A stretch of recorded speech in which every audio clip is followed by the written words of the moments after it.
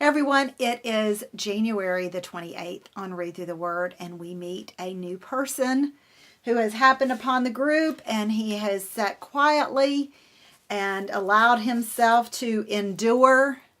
So he implies that he's endured all of this babble from these older gentlemen, and the Spirit has compelled him to speak, and I call him a young whippersnapper. He is certainly full of words and full of confidence in his young self, and we don't know exactly how old he is. We don't know how long he's been standing there. In fact, we don't even really know how long this period lasted. There are all kinds of theories out there, and there are some things that's like one of those questions that you might be thinking. You can go look that up. I don't bring every theory to you, and honestly, that's something that I don't know that it would make a difference in our lesson. But anyhow, so we don't know exactly how long all this lasted, and how long he was there, and how long Elihu was there, but he was, and he's spoken some things that kind of rattle us and go, "Oh, wow, okay, look at him." Because we can take wisdom from older people. We already know that. Those that are gray-haired, we can take wisdom from younger people. And we need to take all that in and ask God, what do you want me to learn from this? But he said something today in chapter 33, verse 14. He says, "For God speaks again and again, though people do not recognize it.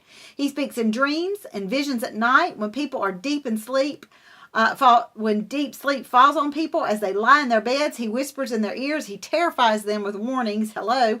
"He makes them turn from wrongdoing. He keeps them from pride. He protects them from the grave, from crossing over the river of death." And then he says, or God disciplines people with pain. And I'm not even going to go into the discipline because that's a message for another day. I wanted us to focus on the fact that God speaks. God speaks. He has things to say. And the question is, why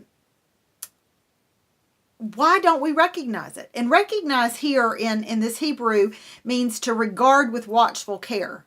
So in other words, we see it, we hear it, we know it's his voice, and we are carefully taking in what we hear, what we sense, and we are carefully attending to it.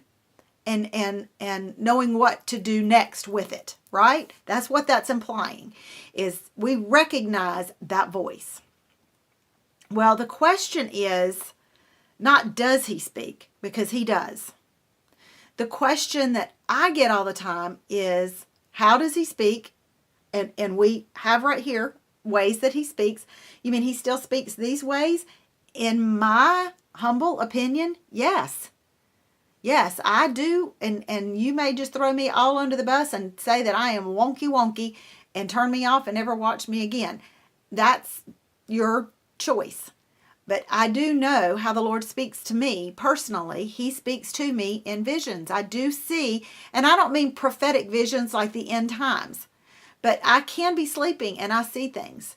And I can be driving down the road and I see things and sense things. Here's one in particular. When I was struggling with the confidence to write a book, constant rejections, and just really, Lord, I have this message and I felt like you wanted me to write this book, but I'm just getting rejected. I'm driving down the road. As sure as I'm sitting here looking at myself, I see 4 pieces of paper right across my head. And they weren't translucent. It was 4 white pieces of paper. And the Lord said, in his spirit, not audibly, "Here are your books. Relax." Basically, this is it. Trust me. That's all I got. And girls, I'm writing my 4th book. It took a while. It was many years later. But he gave me that little glimpse to say, "I've got this. Trust me and relax." Right? Did I relax? No, not too much. But that's the story for another day. But he does speak. He speaks through dreams. He speaks through whispers. He speaks through his word. He speaks through prayer. He does speak. Our problem is we don't recognize it. That's the problem. Not does he speak, not how does he speak. Why don't we recognize it? This is why we don't recognize the voice. And you know you've asked it, because I've asked it too. How do I know if it's God?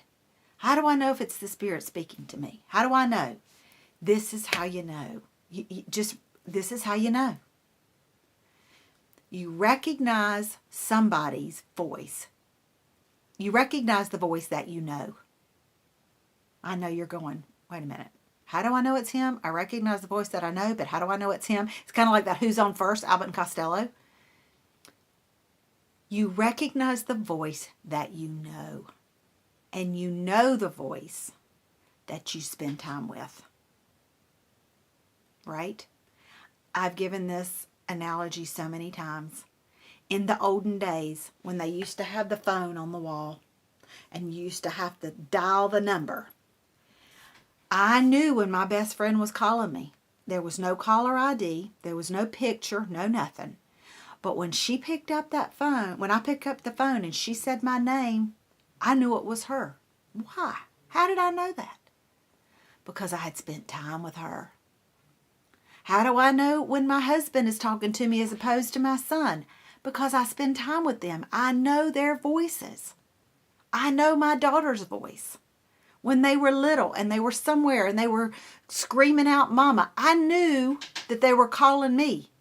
I knew it was my kid, right? I knew it was my kid because I knew my kid's voice. John 10:27 says, my sheep will recognize my voice. They will know me because they belong to me. So you've got to first settle the fact, do you belong to God? Are you his child? You settle that up. You get that secured.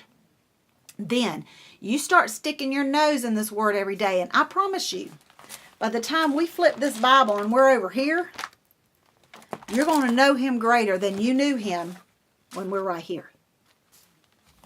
We know him and we recognize his voice because we belong to him. So we have to settle that first. We get to know him through prayer. We get to know him through his word, and we recognize him through prayer. We recognize him through his word, and we also recognize him through obedience. Those little things that he asks us to do, those little tasks that just seem like meaningless, like putting a card up at the grocery store or helping somebody in with their buggy or holding the door for somebody or paying it forward to the van behind us when we're buying their food. Those little things, we will start to recognize his voice, and we will know when he speaks to us. We will know how he speaks to us. Now, a lot of people can go out in nature and say, he speaks to me through nature. That's how I know he's speaking to me through nature. I'm not a nature buff. I'm an inside girl. I mean, just give me my blanket and my comfy clothes and my Bible and my word. That's where I am. Also worship music. I hear the Lord a lot through worship music and through old hymns. But you will recognize it. And he's going to speak to you differently than he speaks to me. I can't give you a formula because he's individually God to you as he's individually God to me. I don't talk to my daughter the same way I talk to my son. So God's not going to talk to you the same way he talks to me. But I can tell you this. He longs to be in communication with his children. He created Adam and Eve for fellowship. He went looking for them that day. Right? He does speak. We can recognize his voice. And when we recognize his voice, what he says, we need to regard it with watchful care and follow through in obedience. We'll see you next time on Read Through the Word.